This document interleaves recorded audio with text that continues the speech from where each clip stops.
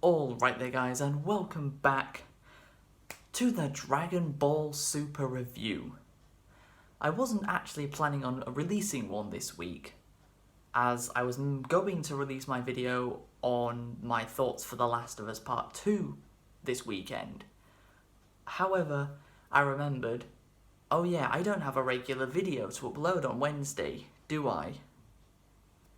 So that's why I uploaded my video on The Last of Us Part 2 on Wednesday, which means so I'm gonna still make an episode of this review series for this week. So, last week I covered the Goku Black arc, the best arc in Super so far, and this week we will be covering the Universe Survival Arc setup. That's right, we're not going to be doing the tournament, anything actually in the Tournament of Power in this video. We're going to be doing all the build-up and setup for the tournament, since the tournament setup is just as long as the Goku Black arc is. Yeah, the Universe Survival Arc is a pretty long arc, over 50 episodes it is. So let's get started with how the Tournament of Power came to exist in the first place.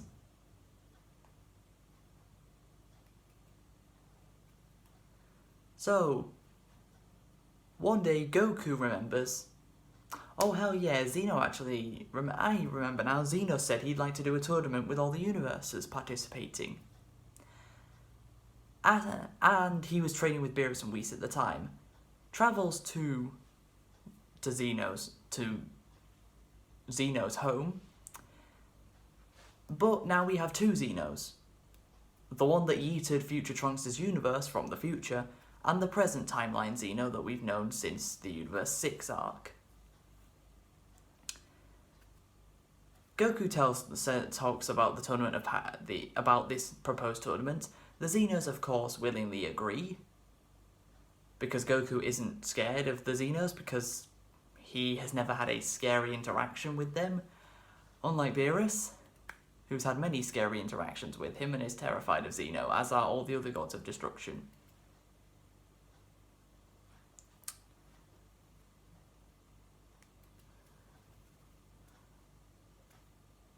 So the two Xenos agree on there will be a tournament to be held, and the Grand Priest spends time setting it up and building the tournament's arena. While Beerus tells Goku that he has to, and the Tournament of Power rules are, all 12 universes will need 10 participants. So Goku, Beerus and Whis head back to Universe 7,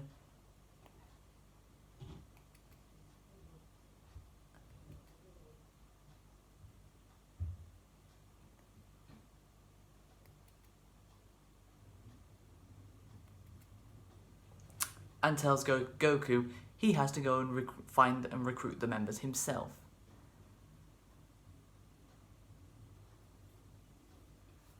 But before that,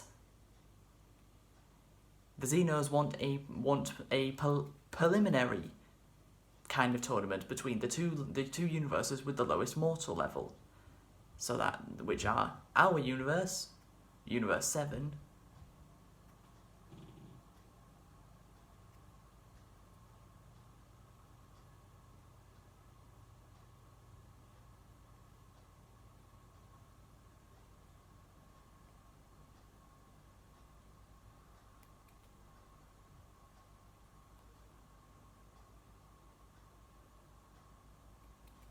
and Universe 9, which of course is a universe we haven't seen anything from yet. So Goku naturally recruits Gohan, and they also decide to recruit Majin Buu. So Goku, Gohan, Whis, Beerus, the Supreme Kai, the Elder Kai, Goku, Gohan, Majin Buu, and Hercule all, I probably said Goku and Gohan twice there, all go off to a tournament arena, which is pretty much the same as every Dragon Ball tournament arena. No change here. And we meet the first participants of Universe 9. Basil, Lavender, and Bergamo. 3 different coloured wolves, but Basil is red, Lavender is yellow, and Bergamo is blue, and these are known as the Trio de Dangers. And in the dub, they're known as the Trio of Danger. Like, how is that anywhere close to sounding as badass as Trio de Dangers? That sounds way more badass. The dub really did ruin a lot of things in terms of naming, in terms of the names of things.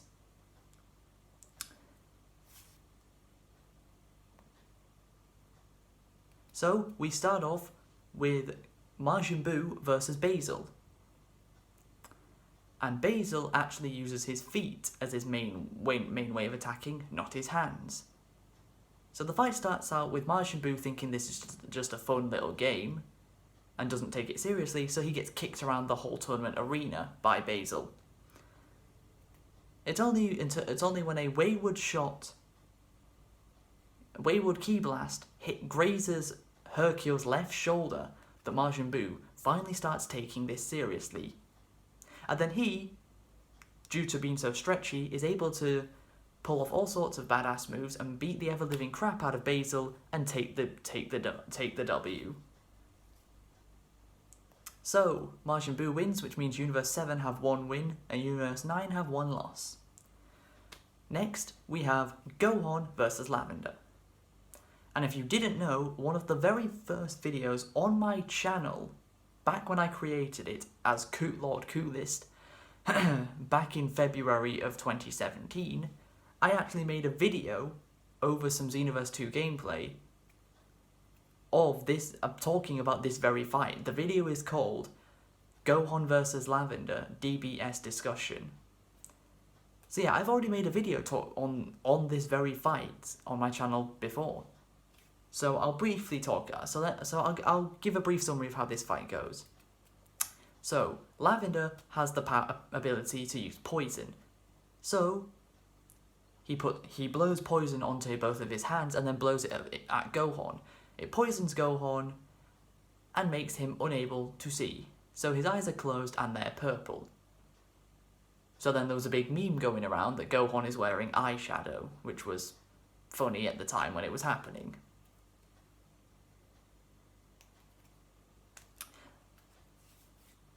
So Gohan is getting knocked around by Lavender a little bit. And he can't see, so he's obviously not, and he can't sense the energy of Lavender, and he can't see. So how is he going to beat him? Because instead he turns into a Super Saiyan and heightens all of his other senses, especially sound and hearing. So then he's still able to take on Lavender, despite he can't see. So if you haven't figured out very yet, Universe 9 have the lowest mortal level, and are pretty much the worst universe out of the 12. But the fight actually ends in a draw. Neither Gohan or Lavender wins. Now this isn't like the way they go down is actually quite similar to the way Goku and Jackie Chun, aka Master Roshi, in the original Dragon Ball, in the very first tournament arc, how those two hit each other at the same time, they both go down, and whoever gets up first and says, "I am the winner," wins the match. There was none of that here, they just draw. Which means it's time for Goku versus Bergamo. Goku starts off with in just regular Super Saiyan first. So Bergamo decides to use his own power of becoming a giant, similar to what Lord Slug did in the Lord Slug movie. So Goku decides, okay, so you're gonna go all out. I might as well do the same, and go Super Saiyan Blue Kaioken. Goku starts gaining the upper hand, but then the Grand Priest actually stops the fight himself. So again, nobody wins.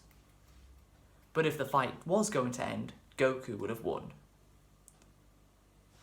Out of the 3 fights, Majin Buu's is easily the best because we haven't seen Majin Buu fight seriously since Dragon Ball Z, when he fought Gohan and Vegeta, when he was still evil.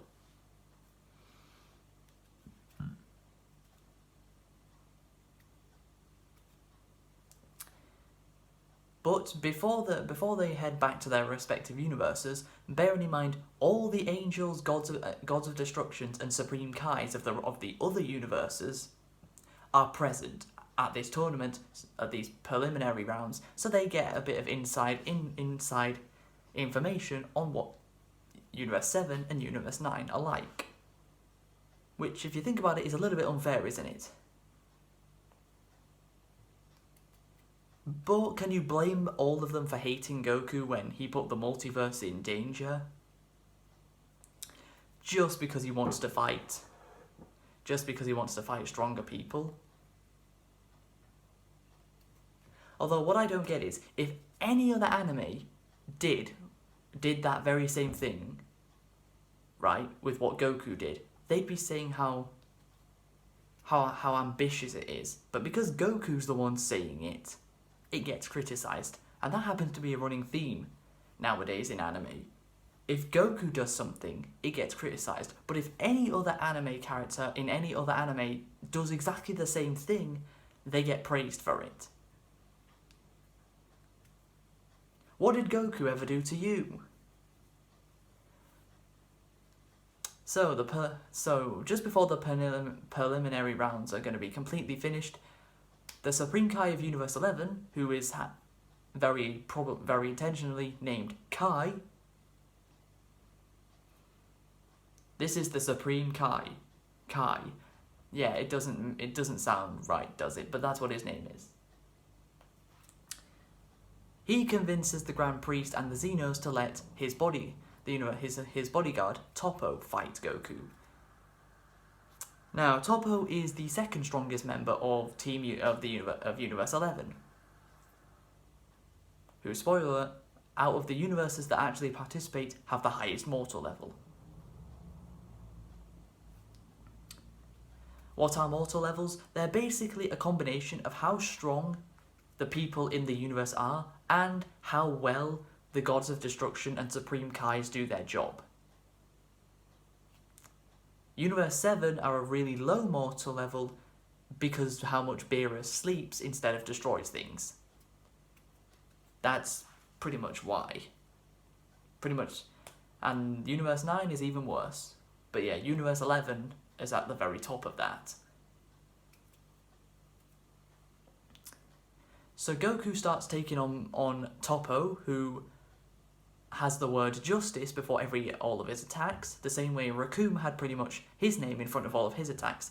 Recoome Kick, Recoome Ultra Fighting Bomber, you get the point. He starts grabbing Goku and crushing his body, but Goku ignores the laws of physics and just gets that straight out of that as Super Saiyan Blue Kaioken, and makes all of the gods of destruction a little bit afraid, as in, wow, someone with a mortal being who is not a deity like us possesses that kind of power, which, yes, he does. So Goku and Toppo start going at it, until their fight is also stopped by Xeno and the Grand Priest. Then they all go back to their respective universes, with Goku having the task from Beerus to go and do all the recruiting.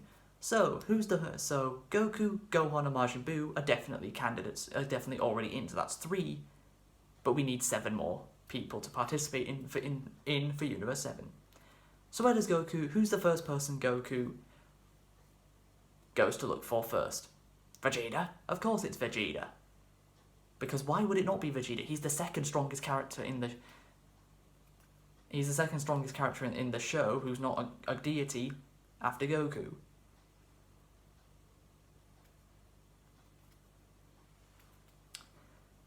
So Goku goes and asks Vegeta, and he says no because Bulma is currently pregnant with Bulla. And is having a bit of a nervous breakdown. So Whis just walks into that room, swings his staff once, and boom, Bulla is born. Bulma didn't even have to go through labour to give birth to Bulla, like she did with Trunks. She's just born. So now Vegeta can be part of Universe 7, so that makes 4. Next, Goku and Gohan head off to Krillin and Android 18's house. So they talk about how the tournament, of course, they can't really tell anyone that universal erasure from existence is on the line right now. So Goku and Gohan make up some BS story about how there's going to be a bunch of prize money, which is the only reason Android 18 even entered normal martial arts tournaments. So that got her on board. But Gohan wanted to see how good Krillin is, so he offered him to a spar. So they have a spar, and obviously Krillin knows he's nowhere near as strong as Gohan. But through tactics rather than raw power, Krillin wins the spar with Gohan, as he flies up in front of the sun and uses one of his new most devastating technique, Solar Flare times 100. Which is such a blinding attack that Android 18 and Goku have to wear sunglasses just to be able to see. So Krillin and 18 are recruited, so that brings our members up to 6. Now we just need 4 more. So, next up, Goku heads off to go to Dende to go and locate Android 17, while Gohan goes off to Piccolo. Goku arrives on the lookout, asks Dende where Android 17 is. 17 tells Goku, and then also gives us a little mention about Oob, because in the timeline of Dragon Ball Super, the end of Dragon Ball Z, which is like 10 years after the Buu Saga, has not happened yet, so Oob is not part of the story yet. Will Oob actually even be part of the story in Super? Who knows? Watch him not actually be part of Dragon Ball Super's story, so there was literally no point in mentioning him. But they did it just to make you hopeful that Oob will actually become part of the Dragon Ball story again. Since the most amount of content that Oob provided for us was in Dragon Ball GT, and nobody wants to see that. So Goku arrives at Android 17's at where Android 17 works, which is as a park ranger, because as Android 17 said, he was going to range the shit out of that park. And range the shit out of that park he did. Yes, Android 17 is a park ranger, and he also has a wife and kids. Just like Android 18 has a husband and a kid. How funny that the Android 17 and 18 both went on after the Cell Saga to get married and have kids. So Goku says, "Yo, 17, wanna join the tournament?" Him, "No, why would I want to do that?" Goku's like, "Oh, come on, it'll be fun." So the two of them actually have a spar, and one thing I want to mention, just to quickly go back on, Goku does a Super Saiyan Blue Kamehameha at Krillin. Krillin, in his base form, because that's all he has, because he's a human, also does a Kamehameha, and they basically just go into a beam struggle. Goku doesn't win. Goku is somehow managing to hold back all of his power in his Super Saiyan Blue form, which makes no sense. Yeah, most of how Goku is in his Super Saiyan Blue form, but literally anyone can just take him on, makes no sense.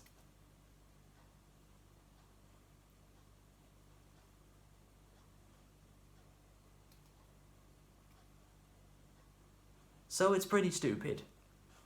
Goku spars with Android 17 in front of a beautiful sunset, one of the best looking shots of the entire series, and Android 17 can handle Super Saiyan Blue Goku as well, because Android 17 has gotten considerably stronger since the Cell Saga. But he still says no. But then, some space poachers come down and kidnap all the wildlife that Android 17 is meant to be guarding. So, him and Goku go off to the ship where the park rangers have taken the animals, beat the crap out of everyone there, including the main guy, save the wildlife, teleport instant transmission to King Kai's planet so Android 17 gets to beat King Kai,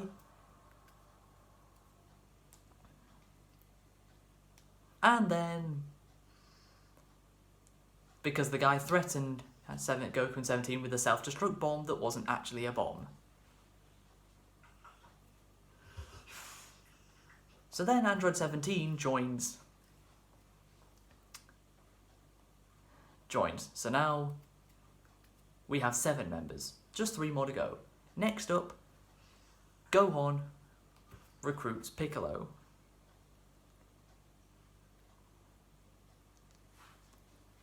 But Piccolo is pretty disappointed in Gohan and how much weaker he is than he was in the Buu Saga when he was Ultimate Gohan.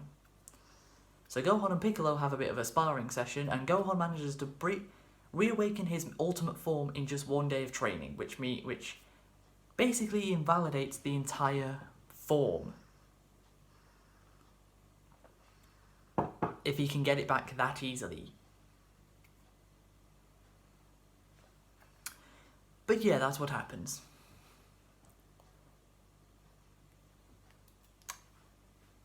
Then Goku goes off to recruit Tien and Master Roshi.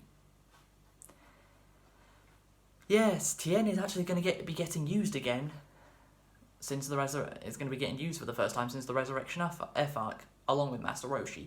So Goku goes to Tien's dojo, which, yes, Tien is now the master of a dojo. Quite fitting from the Crane School of Martial Arts, is where his fighting background came from, and now he's the master of a dojo himself. So he could start training people the same way Master Crane trained him, and just like how Master Roshi, back in the day, trained Goku and Krillin. So Goku arrives at Tien's dojo along with Master Roshi. Asks him, "Yo, want to be part of my tournament team?" Tien, no. But we need some plot in order to make this actually happen. So a woman by the name of, get ready for this, Urine. Yes, that's probably a definite reference to pee. But she's not happy with Tien. She clearly can't remember this. She has something against. She's holding a grudge against Tien for something, and I think it was because she confessed her feelings to him or something like that, and he said no. I actually can't remember what it was. I haven't watched the episode in over 2 years, alright? Forgive me.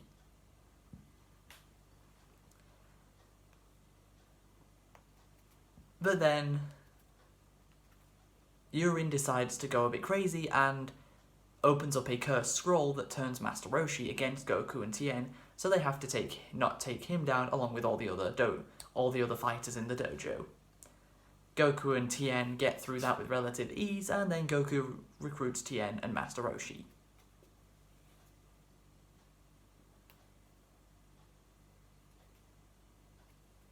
Master Roshi also has to get over the fact that every time he sees a girl, he basically acts like Sanji and can't control himself. He needs to get over that. So next up we have... So that's 2 more members recruited. That is now... Well, so far we have Goku, Gohan, Majin Buu, Vegeta, Krillin, Android 18, Android 17, Piccolo, Tien, and Master Roshi. So that's 10. That's all 10 members. But wait, remember when Majin Buu fell asleep for the Universe 6 tournament arc? Well, guess what? Dragon Ball Super was so lazy, it used the same excuse all over again, and Majin Buu fell asleep again. Which is funny because the last time we saw Majin Buu just before this, he actually got into the body physique of Super Buu, so he was no longer fat. And then he falls asleep and is fat again, so Majin Buu's out, so now we're back down to 9 members. So where does Goku, who does Goku decide to try and recruit next? Oh, just the most popular and famous villain in the whole franchise, Frieza. That's right. Goku decides decides that the person he needs to replace Majin Buu with is Frieza. This ended up being a very, very good choice from a story perspective because you're getting the most famous villain in the whole franchise, but forcing him to help the very people he's fought against so many times before. Good dynamic. So while Goku heads off to Fortune Teller Barber's place to be able to go into Hell to talk to Frieza, we catch back up with the Universe 6 guys.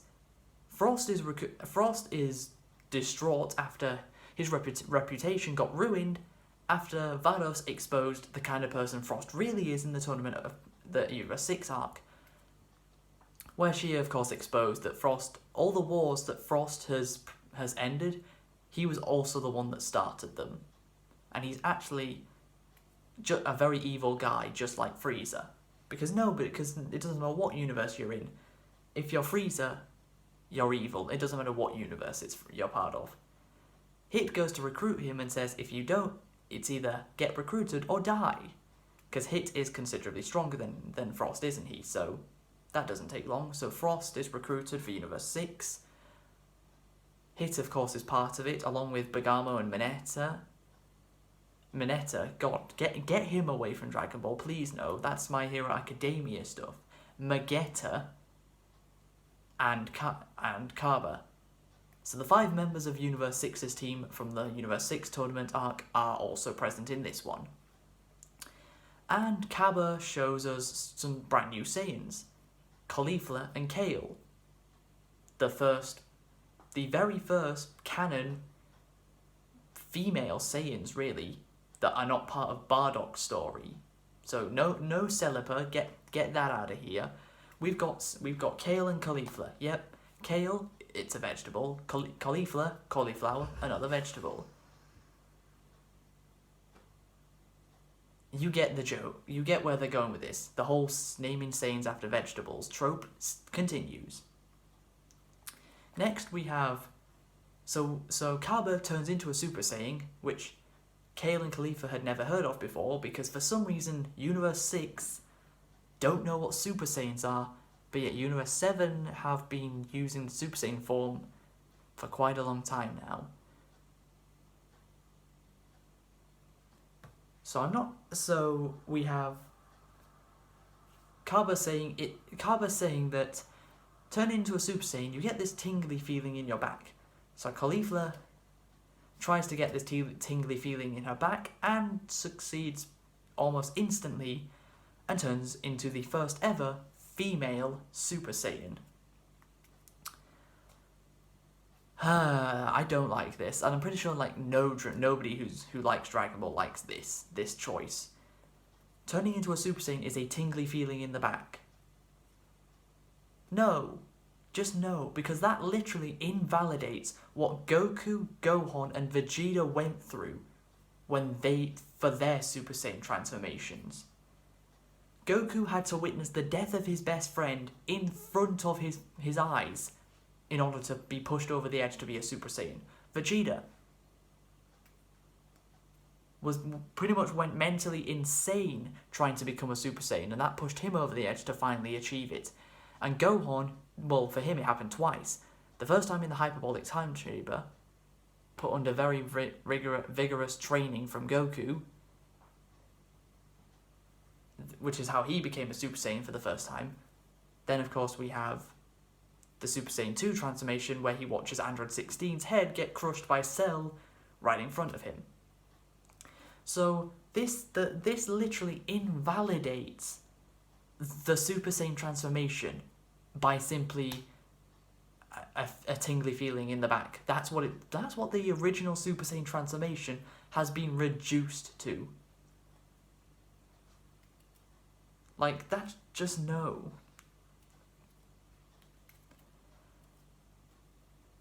Then Kale tries to do the same thing, but she's a lot more shy than Caulifla, so it's not going to work as well.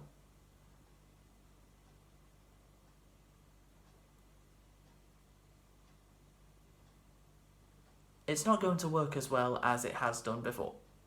But then it does, and Kale turns into this green-haired, really muscly Super Saiyan, which is obviously the female version of legendary Super Saiyan, which is called Super Saiyan Berserk.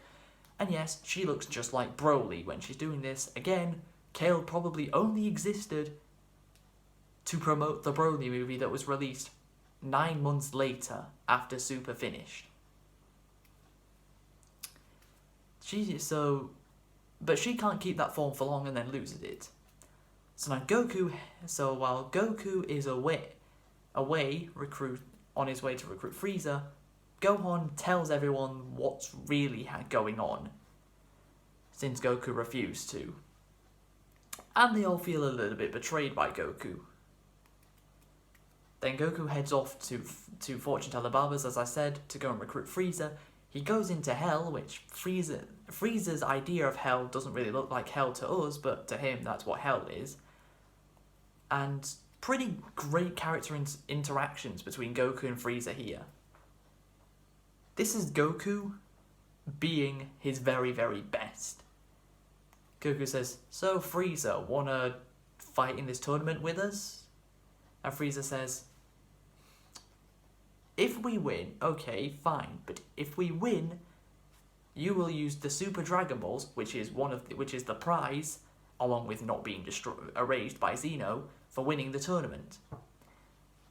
You have to use the Super Dragon Balls to revive me." Goku kind of can't refuse, otherwise Frieza isn't going to accept.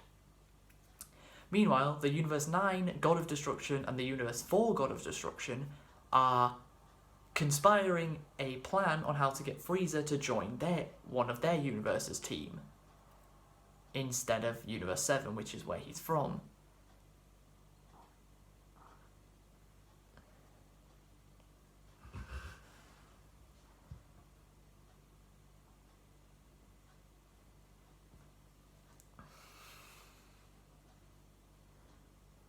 So then we have an agreement between Goku and Vegeta, and so and the only way this works is Fortune Teller Baba uses her 24 hours of life technique, which of course Goku used in Dragon Ball Z in the tournament that Vegeta became Majin Vegeta in.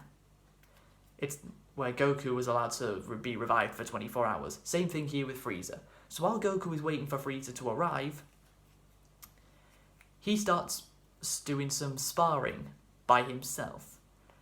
But for people that have watched the original Dragon Ball series, though every single movement Goku does while in this spar by himself is identical to the way he fought against Grandpa Gohan in the original Dragon Ball. What a sweet little Easter egg. And only people that will have watched the original Dragon Ball will have noticed that, like me, since I did. The setup to this arc really did do well at showing callbacks to previous moments in the Dragon Ball franchise. That's one thing Super does pretty well every time it does do it.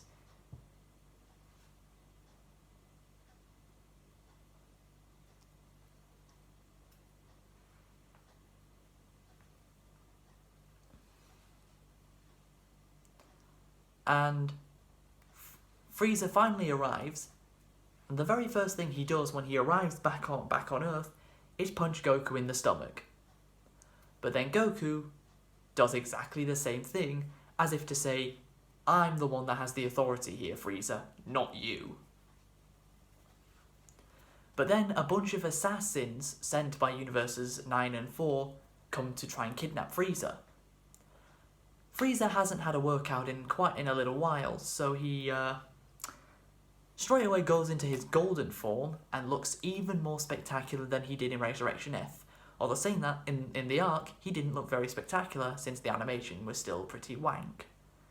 But here, this is Frieza at his absolute pinnacle, just being merciless and just showing his pure evil personality. He just starts murdering all of the assassins with death beams. And it's pretty satisfying to watch. And then one of the assassins actually throws a pure god, a ball of god energy at Frieza, but because the Universe 9 God of Destruction is so weak, at least compared to God standards, that Frieza easily overpowers his attack. And then, even as a sneaky trick, he pulls a sneaky on Goku and throws the attack at Goku, putting him inside of it. Then he tries to bargain with the Universe 9 God of Destruction, but that goes south as Beerus arrives, blows away the God of Destruction energy off Goku, which Goku is relieved about because there was no way he was getting out of that without Beerus. And then he allows Goku and Frieza to have a tiny little spar and settle any differences they have for here and now. So Goku charges at Frieza in Super Saiyan Blue, Frieza charges at Goku in his golden form, they both give a really swift punch to each other's faces, fall and land in the water around the tournament, and then head back to Capsule Corp. So Vegeta is forced to say to Trunks, Frieza's turned over a new leaf. I mean, we all know that's complete BS. No, he hasn't. Frieza is still just as evil as he always has been. Which is a good thing, because honestly, making Frieza a good guy would ruin his character. And I think we all know that. In order for Frieza's character to be good, it has to stay evil and pure evil. But if you think about it, if we're counting the Dragon Ball Super Broly movie as canon, Frieza is technically still alive right now in the Dragon Ball Super world, because he doesn't die in the Broly movie. Does he? Frieza is not killed off in that movie, therefore he still is alive in the Dragon Ball Super world right now. During this Moro arc in the manga, where Goku and Vegeta are fighting him, Frieza is just kicking about somewhere in Universe 7, but we don't know where. So they all hold hands, and we transport them back to the void of nothingness, which is where the Tournament of Power will take place. And that concludes the whole setup for the Dragon Ball Super Tournament of Arc, yeah, that makes sense. Universal Survival Arc Tournament, the Tournament of Power, of course. What did I think of the setup in this arc? Since the setup is part of the arc, but the tournament is where most of the action is, where most of the arc is spent. It's actually pretty good, you know. We get so many nice character moments where Krillin gets to feel important again. He hasn't felt like that since he threw that spirit bomb at Vegeta back in the Saiyan saga of Dragon Ball Z. That was a long time ago, wasn't it? Gohan becoming Ultimate super quickly. Yeah, that kinda sucks. The way that the Universe 6 Saiyans invalidate the whole Super Saiyan form really does kinda suck. Getting to see Tien and Tien and Goku spar against Piccolo and Gohan was pretty cool, where Gohan forced Goku to go all out and then convincingly beat him, so you're still nowhere near your father's strength, Gohan, but keep trying. But yes, that will conclude the Dragon Ball Super Tournament of Power Universe Survival Arc setup. And my final rating for the setup is a 7 out of 10. Pretty good. Had a few annoying things like Majin Buu falling asleep again. If you're not going to include Majin Buu in the actual tournament, just make up something else. Literally anything else, so it's different. But his replacement being Frieza is probably the best choice they could have made. No one is better suited for this role than Frieza.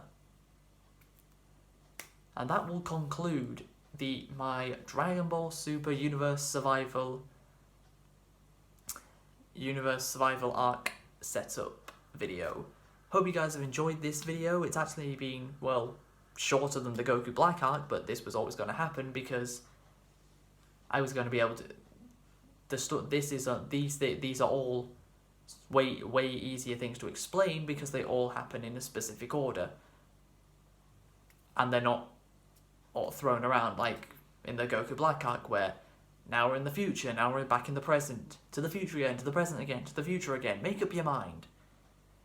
But yeah, I hope you guys have enjoyed this video.